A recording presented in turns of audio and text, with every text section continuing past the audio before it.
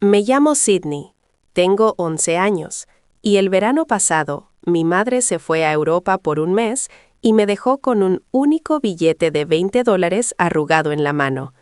Mira, ahora eres independiente, dijo con una gran sonrisa, arrastrando su maleta hacia la puerta. Ya no eres un bebé, solo pide comida si la necesitas. De acuerdo, independiente. Esa era su palabra, no la mía. Miré fijamente el billete en mi palma, $20. Sin plan, sin niñera, ni siquiera una despedida real, solo un beso falso en la frente, el sonido de una maleta rodando por la entrada y la puerta principal cerrándose sobre mí. Todo va a estar bien, dije en voz alta, en un pasillo vacío, como si decirlo pudiera hacerlo realidad. Pero mis manos temblaban. No había nadie más en la casa, nadie que pudiera cocinar, nadie que supiera que me habían dejado sola aquí. Traté de fingir que era una especie de desafío que podía ganar. Día 1, me dije, probaré que puedo con esto. Alineé las pocas latas en la despensa, revisé el refrigerador ya medio vacío y reprimí mi miedo lo más lejos posible. Si mi madre pensaba que era independiente, entonces quizás debería ver lo que eso realmente significaba. Porque a medida que ese mes avanzaba, los $20 en mi mano desaparecerían, la comida se agotaría y el silencio en nuestra casa se transformaría en algo más oscuro que la soledad. Y cuando finalmente regresaron, lo que mi madre vio dentro de nuestra casa la hizo murmurar: «No, no, esto no puede estar pasando». ¿Quieren saber cómo el hecho de que me dejaran con $20 a los 11 años se convirtió en la única decisión que hizo que mi madre se arrepintiera de todo lo que me había hecho? Quédense hasta el final y verán exactamente cómo me aseguré de que nunca lo olvidara. El primer problema me golpeó unos 10 minutos después de que el taxi se alejara. Mi madre había lanzado una tarjeta de crédito de emergencia brillante sobre el mostrador como si eso lo fuera a arreglar todo. Solo había un detalle: no estaba activada y yo no sabía el PIN. Lo descubrí por las malas, parada en la entrada con mi teléfono en la mano, intentando pedir comida y viendo cómo cada aplicación rechazaba la tarjeta una y otra vez. Así que solo estábamos yo, una tarjeta inactiva y $20. Día 1. Lo convertí en un juego. Corté el pan tan fino como pude. Unté la mantequilla de cacahuate tan delicadamente que apenas cubría la superficie. Y me dije que los verdaderos supervivientes hacían que las cosas duraran. Incluso bromeé en mi cabeza que esto sería una buena historia algún día. Para el tercer día ya no tenía nada de gracioso. La despensa parecía una foto de antes en un anuncio sobre el hambre. Algunas latas que no sabía abrir sin cortarme. Una caja de cereales con más aire que comida. Y un frasco de pepinillos que detestaba. Mi estómago gruñía lo suficientemente fuerte para avergonzarme, aunque no hubiera nadie más. Intenté distraerme. Encendí la televisión y dejé pasar programas al azar, el ruido llenando la habitación para no tener que escuchar la casa crujir. Abrí el portal de mi madre y miré sus correos electrónicos de trabajo apilados, como si fueran más importantes que todo. En un momento dado, tomé mi cuaderno y escribí en letras grandes en la parte superior de una página: pruebas. Debajo garabaté: dejada sola a los 11 años, $20, sin plan de comida, sin visitas de control. No sabía exactamente qué iba a hacer con ello, pero escribirlo hizo que algo se moviera dentro de mí. Si pensaban que era lo suficientemente mayor para estar sola, entonces era lo suficientemente mayor para recordarlo todo, para registrarlo todo, para mostrarle a alguien algún día cómo habían elegido unas vacaciones en lugar de a mí. Tomé mi teléfono y abrí una aplicación de video. Día 3, dije suavemente a la cámara.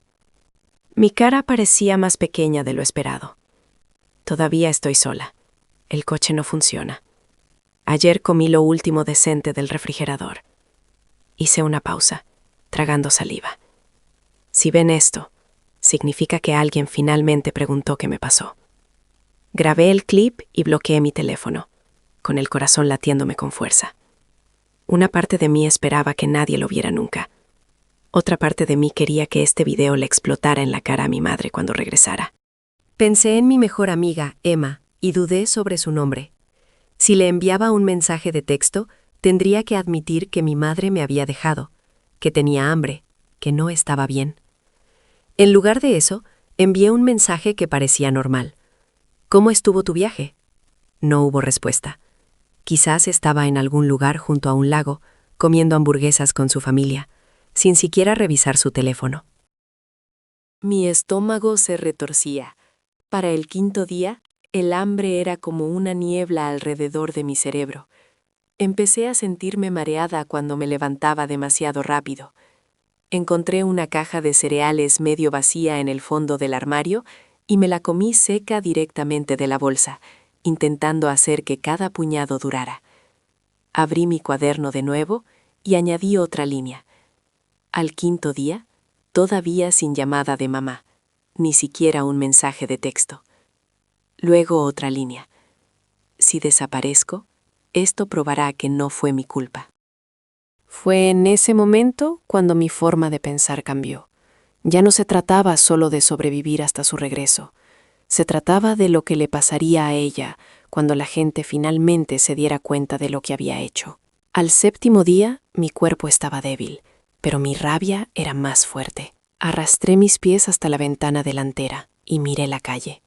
Niños en bicicleta, un perro ladrando a un camión de reparto, una pareja pasando con tazas de café. Vidas normales, padres normales. Miré nuestra entrada vacía y susurré. Elegiste Europa en vez de a mí. ¿Sabes lo que esto te costará cuando alguien lo descubra? Como si el universo escuchara, el timbre sonó. Me quedé inmóvil, migas de cereal aún en mis dedos. Nadie tocaba nunca a nuestra puerta. No realmente. Los niños del vecindario golpeaban. Los paquetes se dejaban. El timbre sonó de nuevo, seguido de 3 golpes secos. Mi corazón latía con fuerza mientras me dirigía a la puerta. Por un segundo pensé en fingir que no estaba. Si era alguien vendiendo algo, se iría. Pero otro pensamiento atravesó mi miedo. ¿Y si era esto? ¿Y si era el momento en que alguien finalmente me veía? Con manos temblorosas, extendí la mano hacia la manija. Si tuvieras 11 años, hambrienta y completamente sola, ¿abrirías esa puerta o seguirías fingiendo que todo estaba bien? Entrecerré la puerta lo suficiente para ver quién estaba allí. En el porche estaba un hombre con una chaqueta verde y los emblemas de mi escuela bordados en el pecho. Me tomó un segundo reconocerlo sin el aula detrás de él. «Hola, Sidney», dijo suavemente. Era el señor Hughes, el consejero escolar. «Intentaba contactar a tus padres. No han respondido. ¿Puedo pasar un momento?»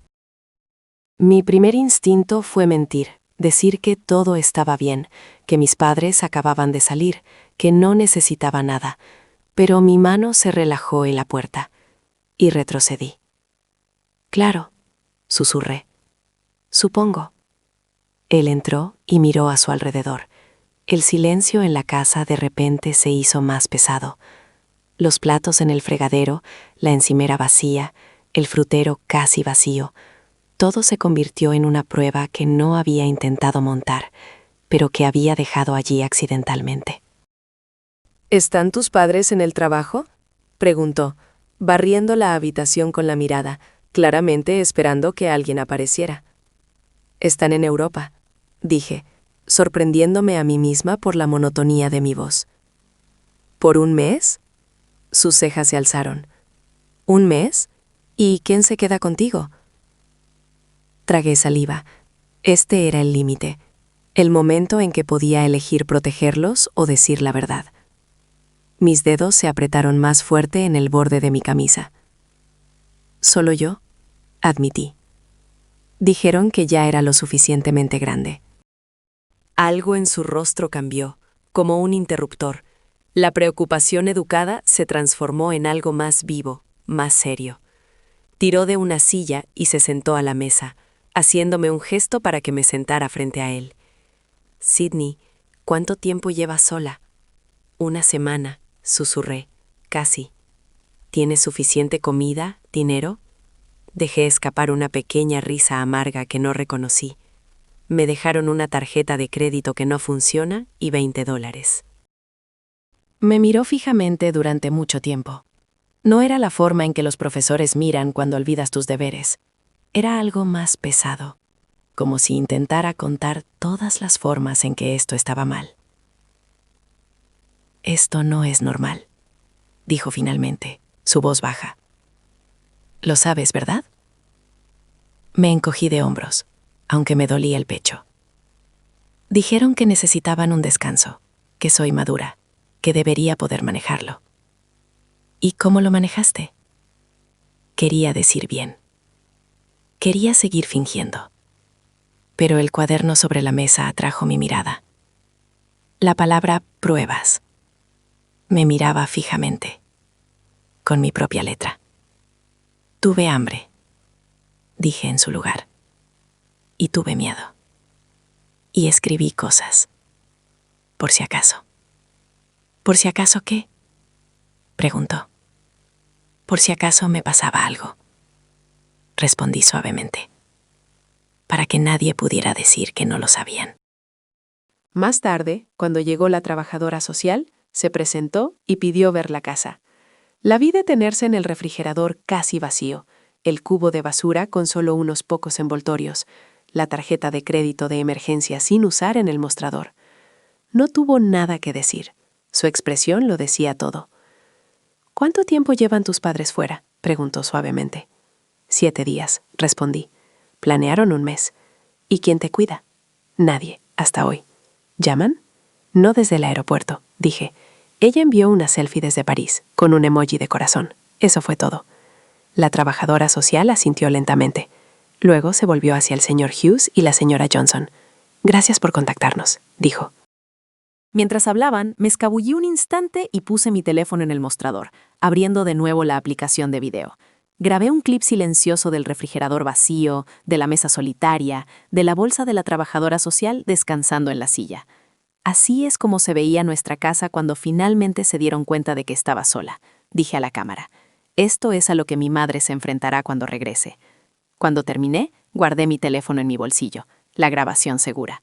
Ya no solo sobrevivía, documentaba. La trabajadora social regresó hacia mí. Por ahora ya no estará sola, dijo. Estamos arreglando para que te quedes con la señora Johnson, mientras hablamos con tus padres y decidimos los próximos pasos. Miré a mi vecina. Ella sonrió suavemente y me apretó el hombro. ¿Te parece bien, Sidney?, preguntó la trabajadora social. Pensé en mi casa vacía, en las largas noches silenciosas, en cómo el último mensaje de mi madre hablaba de croissants en lugar de mí. Luego pensé en otra cosa. Lo que les haría a mis padres cuando regresaran y encontraran no solo a una niña solitaria, sino un informe oficial esperándolos. Sí, dije. Quiero quedarme en algún lugar donde no sea invisible. Esa noche, mientras preparaba una pequeña bolsa de ropa y mi cuaderno, miré mi habitación por última vez. Los pósters en mi pared, el peluche en mi cama, la ventana que daba a la calle. Este es el lugar que dejaste, susurré en voz baja, imaginando que mi madre lo escucharía más tarde. Pero no es el lugar que encontrarás cuando regreses. Si estuvieras en mi lugar, ¿elegirías perdonar y olvidar? ¿O dejarías que cada estante vacío y cada llamada sin respuesta se convirtiera en la prueba que podría cambiarlo todo? Moverse justo al lado debería haber parecido insignificante, solo unos pocos pasos a través de un césped, pero llevar mi pequeña bolsa y mi cuaderno a la casa de la señora Johnson se sintió como cruzar una línea que nunca podría deshacer. Ya no era solo la niña en medio, era la niña que alguien había elegido proteger. Su casa olía a ropa limpia y vainilla. La mesa estaba puesta con individuales y su refrigerador estaba lleno de comida de verdad, no solo de restos aferrándose a las esquinas de los estantes. Mi estómago gruñó antes de que pudiera detenerlo. «Vamos a arreglar eso primero», dijo, fingiendo no notar mi vergüenza. «Ven, vamos a cocinar juntas». Regresamos a mi cocina con bolsas reutilizables. Esta vez, ella no solo tomó comida al azar, me dejó elegir pasta, salsa, verduras, pan, frutas, cosas que durarían, cosas que hacían que la cocina pareciera que alguien realmente vivía allí. «Guarden los recibos», dijo el señor Hughes suavemente mientras descargaba las bolsas. «Muestran lo que no estaba allí antes de hoy». Entonces pusimos los recibos en mi cuaderno, detrás de las páginas donde había escrito sobre mi hambre. Pruebas. Capa por capa. Mientras cocinábamos, el sonido del agua hirviendo y el ajo chispeante me envolvió como algo que me había faltado sin saberlo. «¿Alguna vez has hecho espagueti desde cero así?», preguntó la señora Johnson. «No realmente», admití. «Mi madre sobre todo mete cosas en el microondas o pedimos comida para llevar». «Entonces, hoy aprendes», dijo con una sonrisa. «Aprendes a nutrirte correctamente. Nadie te lo puede quitar». Revolví la salsa, viendo el rojo girar en la olla. Parecía simbólico de alguna manera, como si toda la ira y el dolor dentro de mí finalmente fueran a algún lugar, transformándose en algo que podía usar. Mientras esperábamos la pasta, la trabajadora social regresó con más preguntas. Preguntó por los mensajes de mi madre, la hora de su vuelo, la última vez que había llamado. Le mostré la única selfie con la Torre Eiffel de fondo y la leyenda «Finalmente libre por un mes». «¿Libre de qué?», preguntó la trabajadora social. Miré fijamente la pantalla. «De mí, supongo». Ella escribió algo. No pregunté qué. No lo necesitaba. «¿Quieres decir algo directamente a tus padres?», preguntó. «A veces incluimos declaraciones de niños en nuestros informes». Por un segundo mi garganta se cerró. Luego sentí mi cuaderno presionando contra mi brazo donde lo sostenía, y mi respuesta llegó clara. «Sí», dije. «Quiero que sepan exactamente lo que se sintió». Nos sentamos a la mesa y escribí mientras los espaguetis se cocinaban. «Dijiste que era lo suficientemente madura para estar sola», escribí. «Pero ser madura no significa que no necesite comer. No significa que no tenga miedo. Le dijiste a todo el mundo lo mucho que trabajas, pero no notaste cuando tu propia hija contaba las migas». Hice una pausa, respiré y continué. «Cuando leas esto, otros adultos ya habrán visto lo que hiciste. Habrán visto el refrigerador vacío, la tarjeta inactiva, el cuaderno donde tuve que registrar mi propia negligencia. Si hay consecuencias, no es porque te traicioné, es porque me abandonaste». Cuando terminé, deslicé el papel hacia la trabajadora social. «¿Puedes asegurarte de que vean esto?», preguntó. «Puedo», dijo ella, «y lo haré». De vuelta en la habitación de invitados, donde iba a dormir, puse mi teléfono una vez más y pulsé grabar. Día 7. «Pero ahora es diferente», dije suavemente a la cámara. «No estoy en mi casa. Estoy a salvo. La gente lo sabe. Han visto la verdad». Miré directamente mi propio reflejo. «Si eres mi madre y estás viendo esto, quiero que recuerdes algo», continué.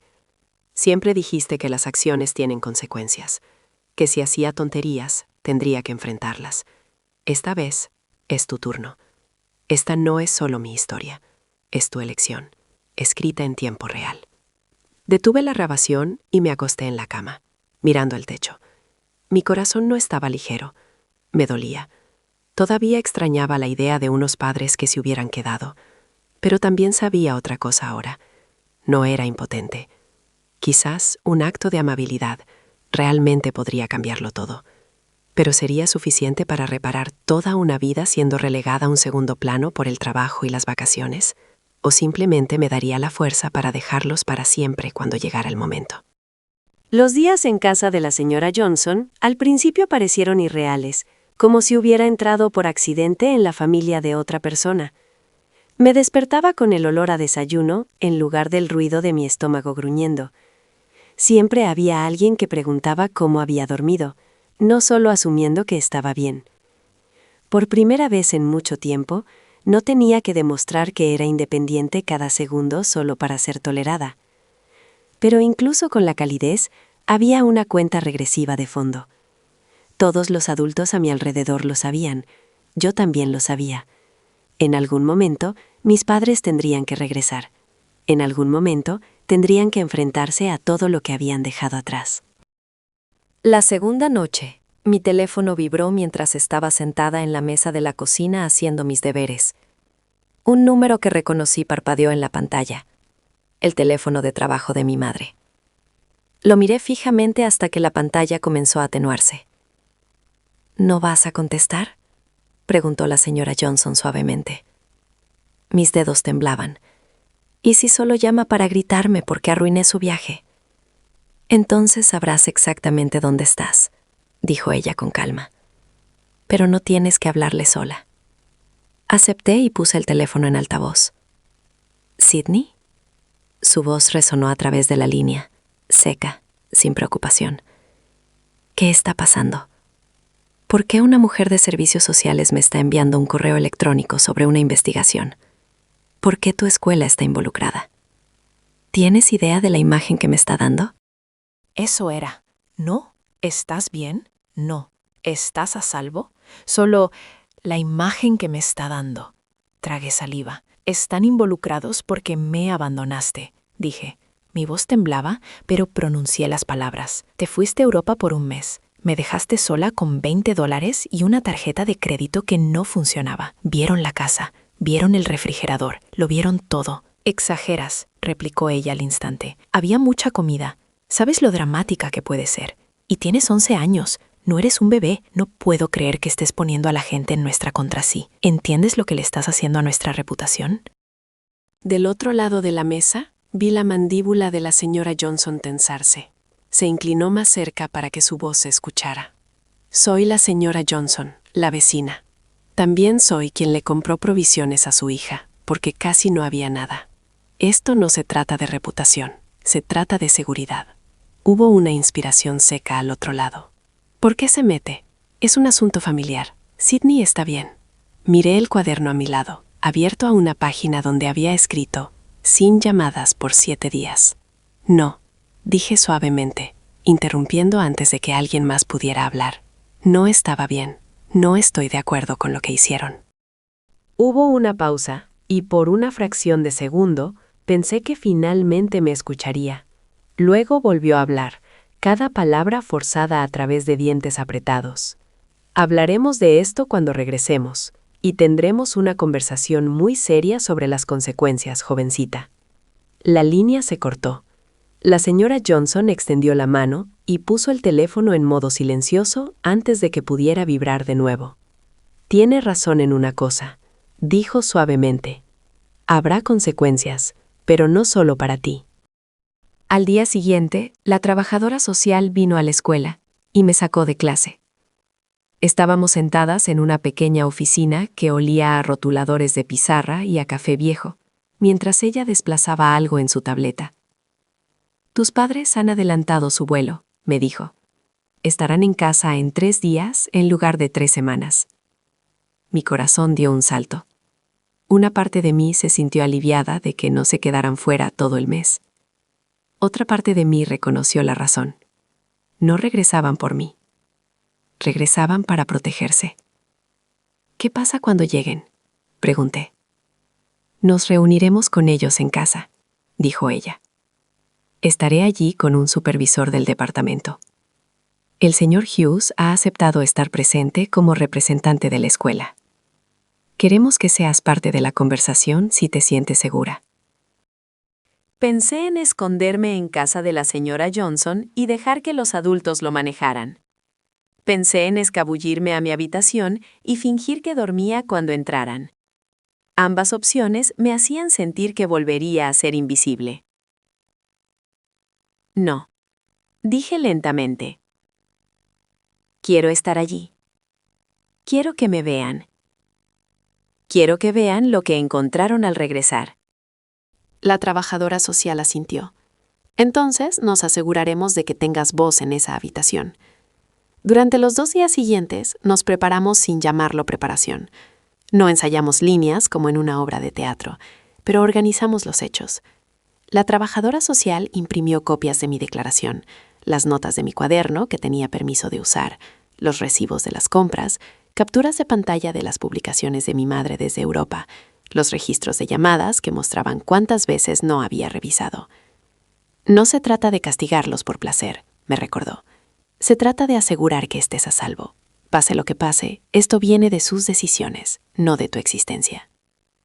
Entendí lo que quería decir, pero otra parte de mí, la parte que recordaba haber comido cereales secos en la oscuridad, no podía pretender que esto no se parecía también a otra cosa. Parecía justicia. Parecía un espejo extendido. La mañana de su regreso, volvimos a mi casa por primera vez en días. Todavía olía ligeramente a aire viciado y a polvo. Mi estómago se retorcía, pero me obligué a atravesar cada habitación. Era mi escena, no podía apartar la mirada. La trabajadora social colocó un grueso expediente sobre la mesa de la cocina. Al lado, pusimos mi cuaderno abierto en la primera página que decía «Pruebas». Mi teléfono estaba al lado, encendido y listo. El primer video que había grabado, ese donde decía «Día 3, todavía estoy sola», estaba en pausa en la pantalla. La imagen de mi propio rostro cansado me miraba. «¿Estás segura de que quieres que esto se reproduzca a su llegada?», preguntó ella. «Sí», dije. «Ella siempre me dice que las historias no importan sin pruebas. Esta es mi prueba». La señora Johnson estaba cerca de la entrada, con los brazos cruzados, pero con ojos amables. El señor Hughes estaba apoyado en la encimera, su credencial escolar cuidadosamente prendida a su camisa, observando todo con una concentración tranquila. El supervisor del departamento estaba sentado a la mesa, hojeando el expediente una última vez. Escuchamos el coche antes de verlo. Neumáticos en la entrada, puertas que se cierran, risas ahogadas. Por un instante, mis piernas se sintieron como de goma. La trabajadora social se acercó a mí. «Recuerda, ya no tienes que protegerlos de la verdad», dijo. «Si intentan hacerte sentir culpable, puedes mirarme a mí, o a la señora Johnson, o al señor Hughes. No estás sola en esta habitación». Asentí, respirando hondo. La manija de la puerta principal giró. La cerradura hizo clic. Eso era. El momento en que todo se dividía en un antes y un después. Si estuvieras en mi lugar, ¿correrías a abrazarlos y harías como si nada hubiera pasado? ¿O te mantendrías firme y finalmente los dejarías enfrentar lo que habían hecho? La puerta se abrió y mi madre entró primero, arrastrando su maleta detrás de ella, como cuando se había ido. Todavía llevaba un elegante gabán y gafas de sol empujadas sobre su cabeza, como si el aeropuerto fuera solo otra pasarela. Mi padre la siguió, haciendo malabarismos con las bolsas y hablando de algo en su teléfono. Su voz ligera, como si el mundo le debiera un aterrizaje fácil. Ambos se detuvieron cuando nos vieron. La risa se apagó en los labios de mi padre. La sonrisa de mi madre se congeló a mitad de camino. Sus ojos saltaron del desconocido en la mesa, al señor Hughes cerca de la encimera, a la señora Johnson cerca de la puerta, y finalmente a mí, de pie cerca del cuaderno abierto y el teléfono brillante. «¿Qué es esto?», preguntó, soltando el asa de su maleta. «¿Qué hacen todos en mi cocina?». La supervisora se levantó con calma. «Señora Carter, señor Carter, soy la señora López de los Servicios de Protección Infantil. Por favor, siéntense. Necesitamos discutir la situación de su hija, Sydney». Mi madre no se sentó. Me miró a mí en su lugar, sus ojos duros. «Sydney, ¿qué les dijiste?». Por un segundo el viejo instinto se activó, ese que me hacía querer encogerme, disculparme, distorsionar la historia para que ella no se enojara tanto. Pero el video en el teléfono atrajo mi mirada, esa versión más pequeña y cansada de mí en el tercer día. Levanté la barbilla. «Les dije lo que pasó», dije. «Les dije la verdad». Mi padre intentó calmar las cosas. Dejó sus bolsas y forzó una risa. Claramente hubo un malentendido. Le dejamos comida, dinero, una tarjeta de crédito. Es una niña de 11 años muy madura. Sabe cuidarse. Los niños de hoy son más capaces de lo que la gente piensa.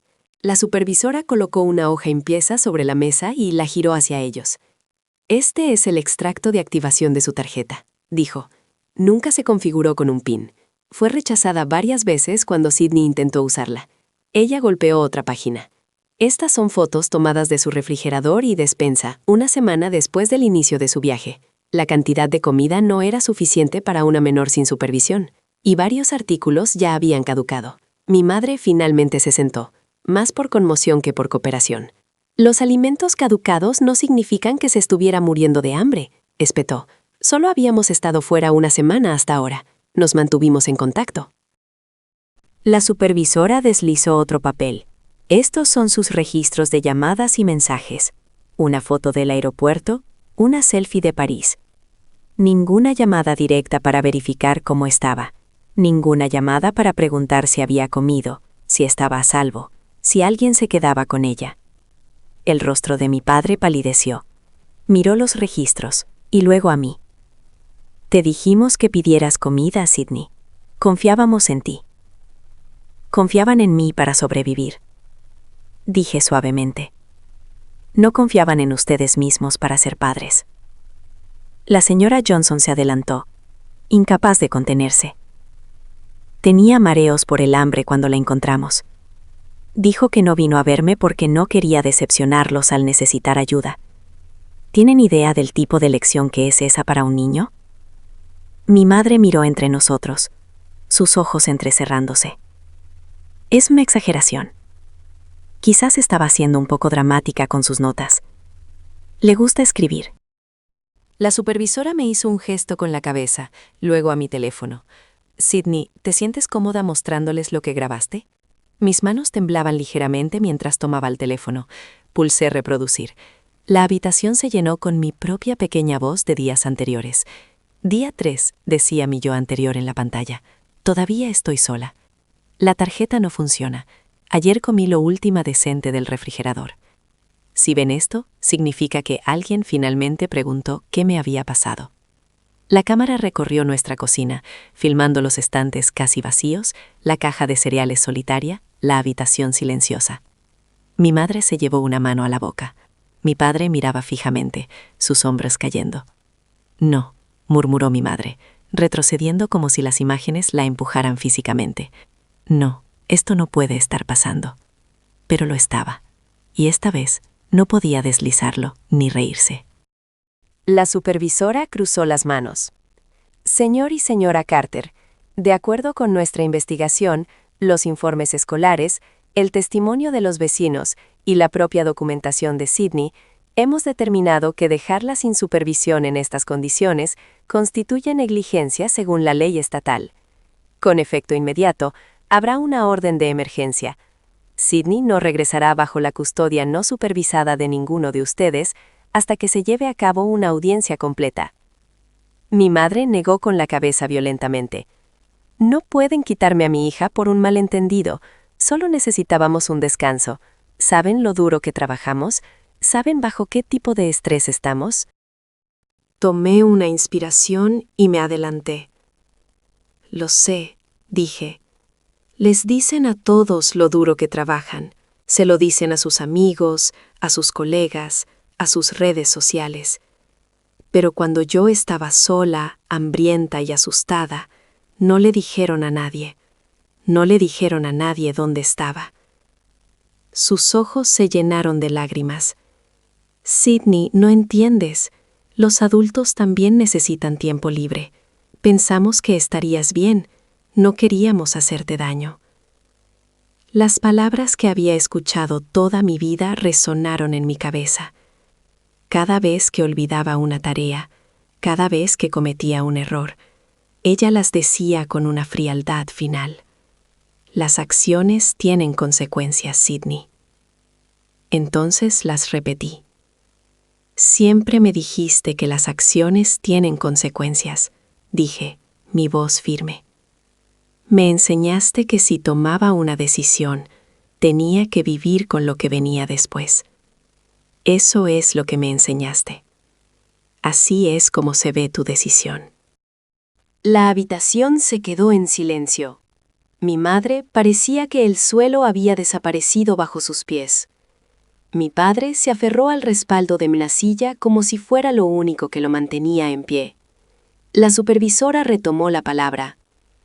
Tendrán la oportunidad de participar en cursos de crianza, evaluaciones psicológicas y visitas supervisadas si el tribunal lo aprueba, dijo.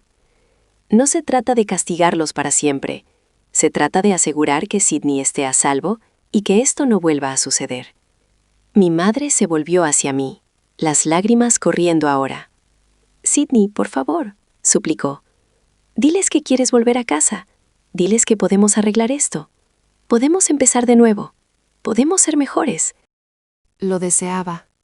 Una parte de mí, la parte que aún recordaba los cuentos antes de dormir y las decoraciones navideñas, quería rebobinarlo todo.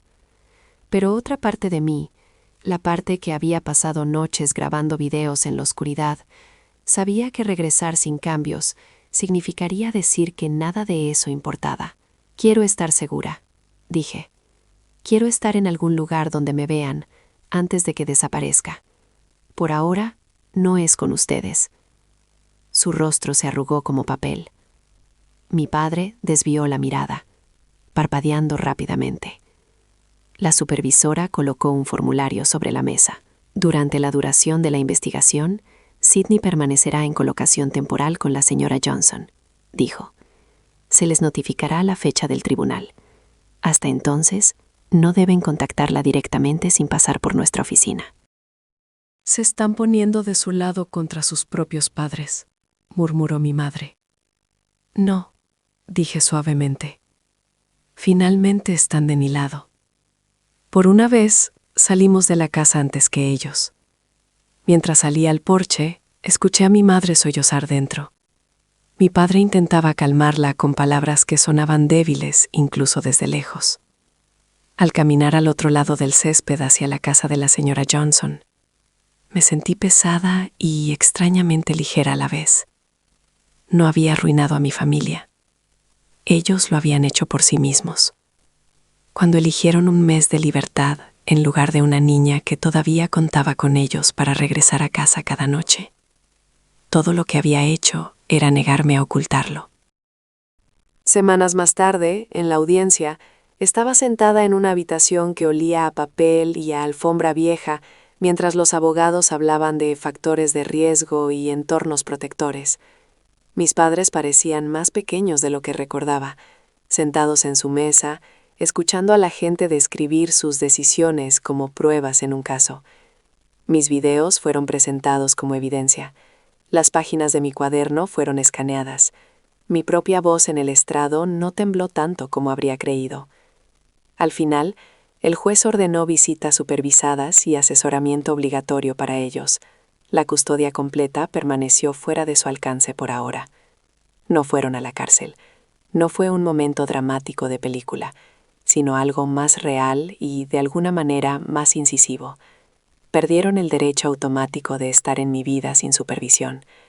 Perdieron la presunción de que eran los buenos. Ese verano aprendí a cocinar más que espaguetis. Aprendí que la ayuda no era una debilidad y que decir la verdad podía ser la venganza más fuerte que existe. No gritar, no romper cosas, sino simplemente negarse a dejar que lo que había sucedido permaneciera invisible. Mi madre todavía envía mensajes a veces, largos párrafos sobre cuánto ha cambiado, cuánto lo siente, cuánto quiere que las cosas vuelvan a la normalidad. Quizás algún día encontremos una versión de la normalidad que no borre lo que pasó. Quizás no, pero sé esto. El día que regresó de Europa esperando un mes de historias y recuerdos, se encontró con algo que nunca vio venir. Una niña que había transformado cada estante vacío, cada llamada sin respuesta, cada noche de hambre en prueba. Una habitación llena de adultas que finalmente escucharon una verdad que ella no podía ahogar con palabras. Y cuando murmuró, «No, esto no puede estar pasando», me di cuenta de algo importante. Ya había pasado.